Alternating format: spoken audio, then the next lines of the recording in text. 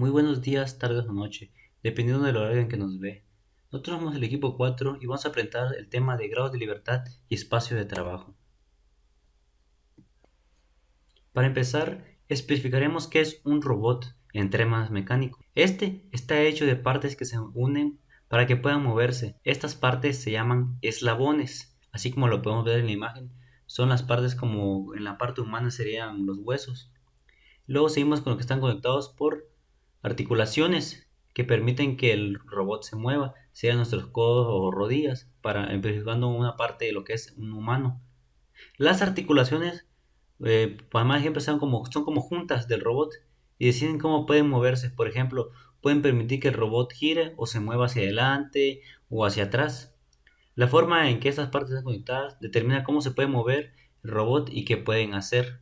¿Qué son los grados de libertad? Los grados de libertad son un sistema mecánico, como un robot.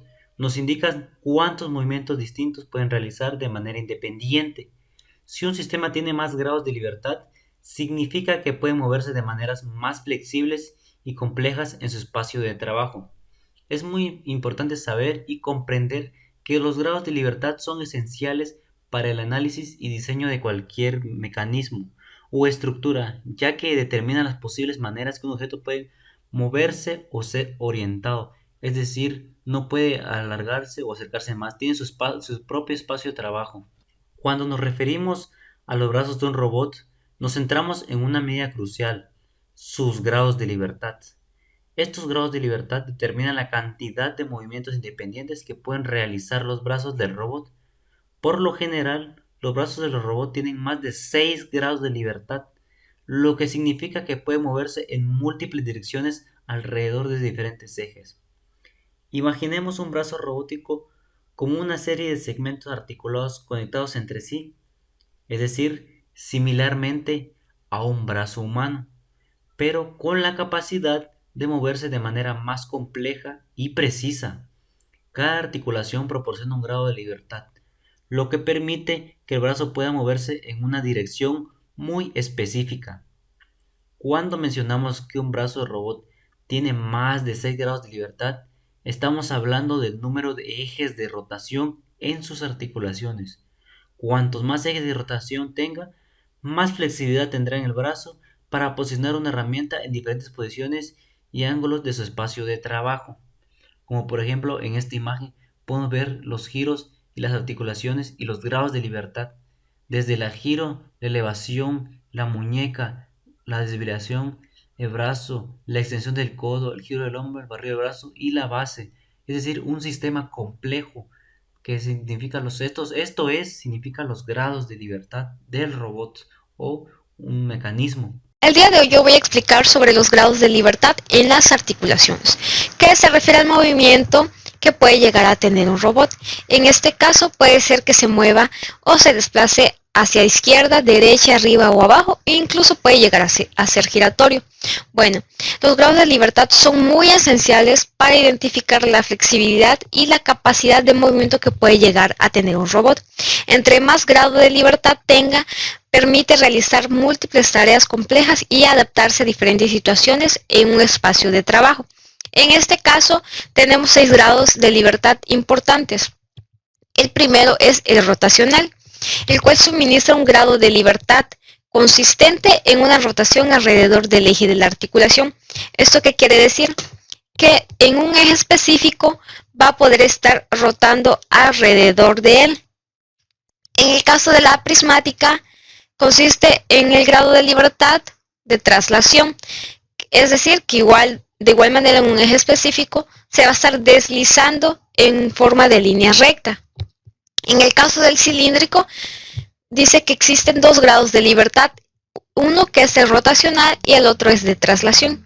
Esto no es más que nada que la combinación del rotacional con el prismático. Ahora bien, el planar se caracteriza por el movimiento de desplazamiento en un plano. Aquí se aplica los primeros 2 ejes del plano cartesiano, que es X y Y. Ese va a ser su movimiento.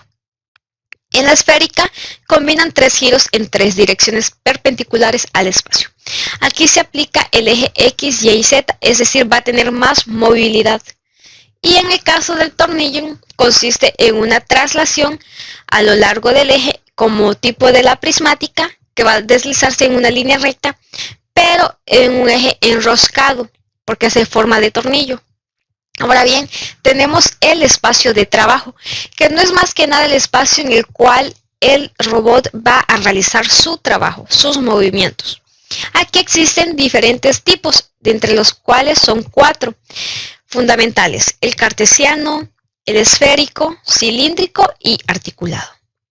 El primero es el cartesiano, el cual se refiere a la región tridimensional donde un robot puede llevar a cabo sus operaciones y movimientos. Este está formado por 3 desplazamientos prismáticos y suele denominarse como triple P.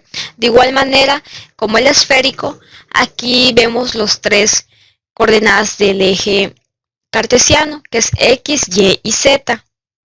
Dice que la descripción de movimientos considera métodos de generación de rutas, en las cuales las formas de estas se especifican en términos de funciones que calculan la posición y orientación de las funciones del tiempo. Es decir, que eso es lo que va a estar calculando este espacio de trabajo. Se va a enfocar básicamente en la posición y en la orientación que va a tener el robot.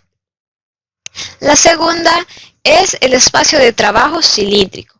Bueno, aquí prácticamente genera un espacio incompleto por la forma cilíndrica que tiene, por medio de un movimiento rotacional y 2 movimientos prismáticos. Aquí es capaz de realizar operaciones y movimientos centrándose en tareas que involucren movimientos a lo largo de un cilindro.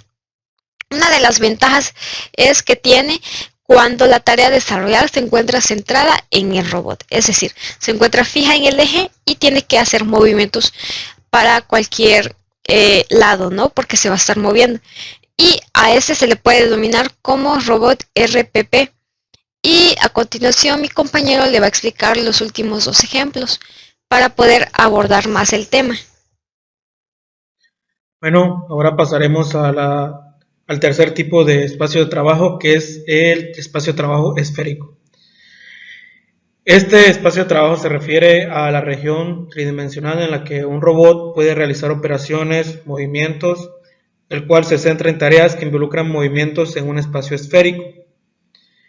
Este sistema de coordenadas es especialmente útil cuando las operaciones del robot están asociadas con movimientos radiales o angulares que se extienden desde un punto central de su eje.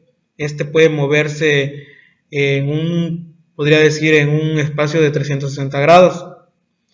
La especificación de un punto del espacio se suele hacer mediante coordenadas esféricas, ya que se adapta bien a espacios de trabajo en el que el robot está completamente centrado en el centro. El robot esférico crea un volumen de trabajo parecido al que es como una esfera pero incompleta. Lo hace con 2 rotacionales y un movimiento prismático. Por eso se llama robot RRP. Bueno, ahora pasamos al espacio de trabajo articulado. Este espacio se refiere a la región tridimensional en la que un robot con articulaciones puede operar o realizar operaciones y movimientos. Este tipo de espacio se adapta a robots con articulaciones rotativas o prismáticas. Esto le permite cambiar su posición y orientación mediante la variación de ángulos o extensiones lineales. Este robot, que es el antropomórfico, es la respuesta a tener movimientos y una apariencia similar a la que tenemos en un brazo humano, el cual puede girar y puede extenderse. Se manipula manualmente, ya que requiere un control y un análisis un poco más complejo, a diferencia de otros.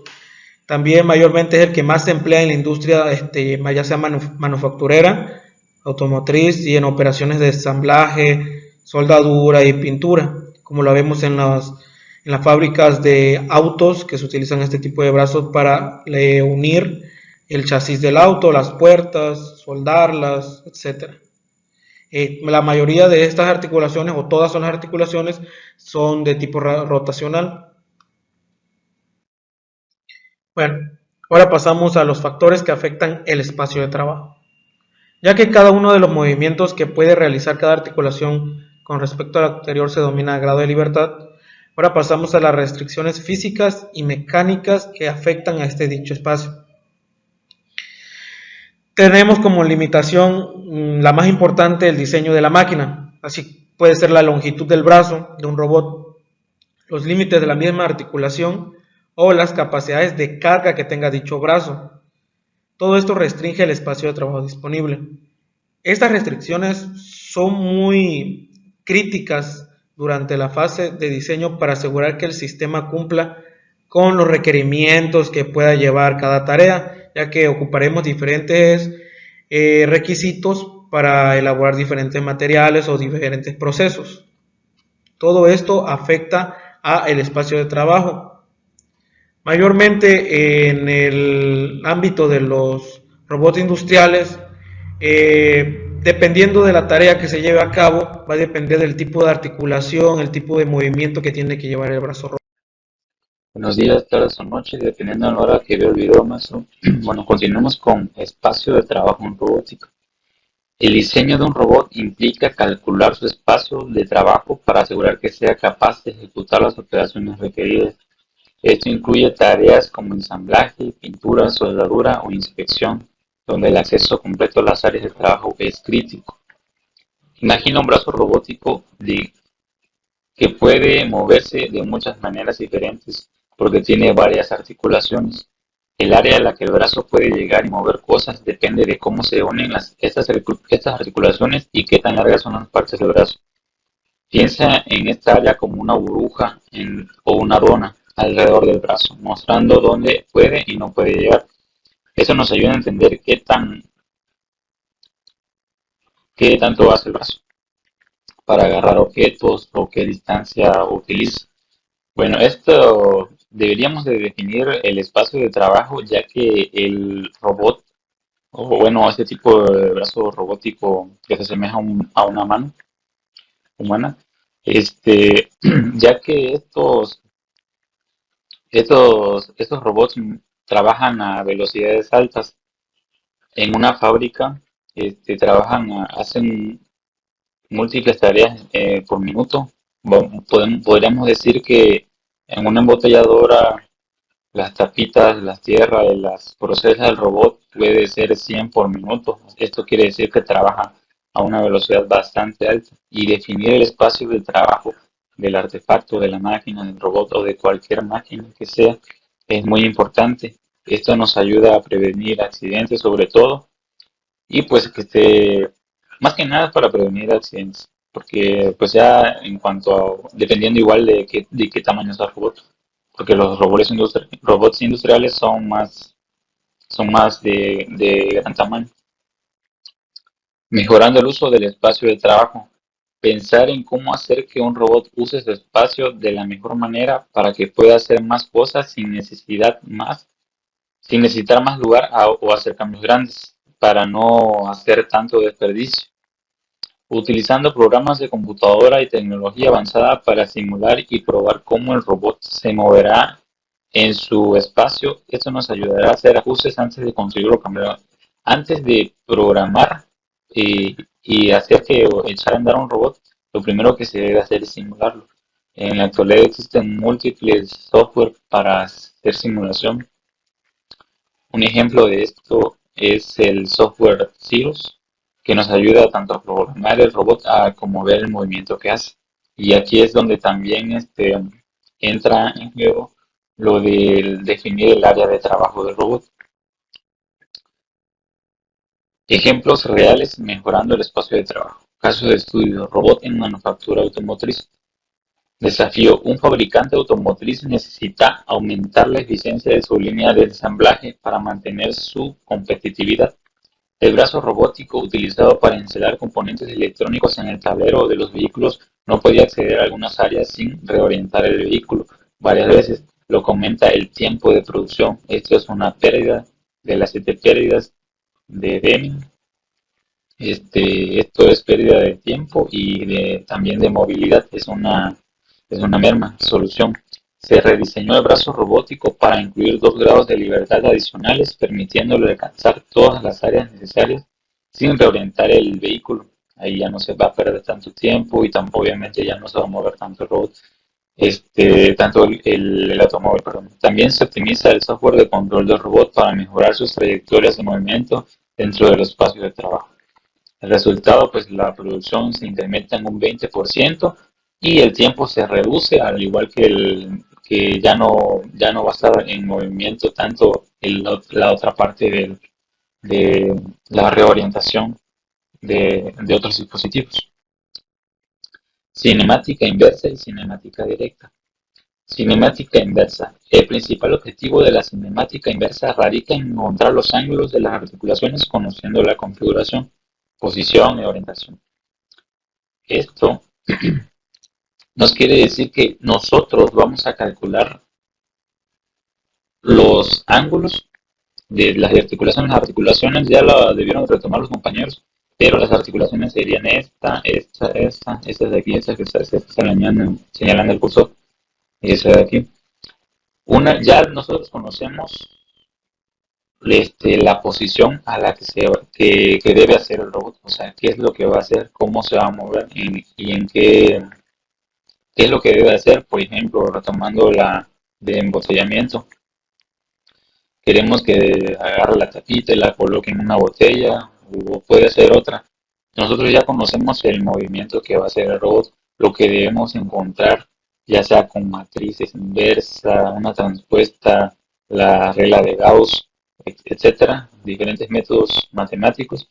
Debemos encontrar los ángulos y la posición de orientación a la que va a hacer, que debería hacer el robot. La cinemática directa. El principal objetivo de la cinemática directa radica en encontrar la configuración, posición y orientación en la que se encuentra el efector final del manipulador, ya que en este análisis las variables de articulación ya se encuentran definidas. Bueno, en este caso, pues obviamente diferente a esto. La cinemática directa nos da los ángulos a los que debe trabajar cada articulación y y la dimensión de los ejes o cómo se van a mover. Más que nada lo que rige el movimiento son las articulaciones, los ejes son el soporte. Nosotros ya nos dan los ángulos, lo que nos pide encontrar en la cinemática directa es el movimiento que va a hacer el robot. También se conoce como ir hacia adelante, porque ya conocemos los ángulos, ya conocemos la posición, las medidas, ya lo único que debemos encontrar es cómo se va a mover el robot. Bueno, como conclusión, deberíamos de enfocarnos más, porque es importante las dimensiones de trabajo del robot, ya que como comenté anteriormente, el robot es un dispositivo bastante peligroso, de gran ayuda para la industria, pero bastante peligroso.